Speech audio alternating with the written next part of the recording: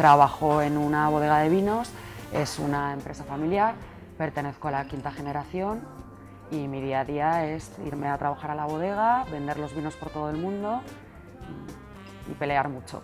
La bodega se llama Cherubino Balsan Giacomo. ¿Y por qué Balsan Giacomo? No es un apellido muy español.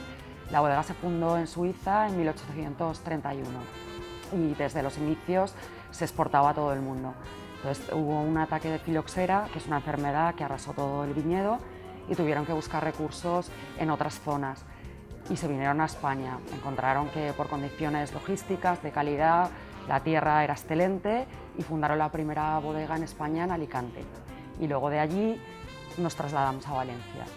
Tenemos una bodega en Chiva, que es donde producimos, otra bodega en San Juan de Requena, de elaboración, donde tenemos el viñedo, y apostamos por la uva Boval, que es una uva autóctona, con viñedos de más de 80 años, todo en vaso, o sea, en vaso, no en espaldera, mucha tradición, depósitos de cemento, donde los vinos fermentan con el cemento para conseguir redondear los taninos, y es como nuestro niño.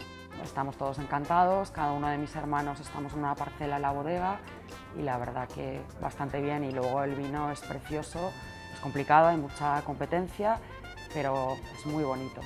Nosotros viajamos mucho porque hay que estar al lado del cliente, asistimos a todas las ferias especializadas en vino y sobre todo a atraer a los clientes a Valencia porque es súper importante que conozcan. Hay gente que piensa que en Valencia no hay viña y en Valencia tiene una superficie de viñedo impresionante y tratamos siempre de invitar a los clientes a conocer nuestra empresa, a conocer nuestra familia y los traemos a Llebeig, que como es nuestra segunda casa y como somos muy de familia, pues queremos que se sientan igual de a gusto que nos sentimos nosotros aquí.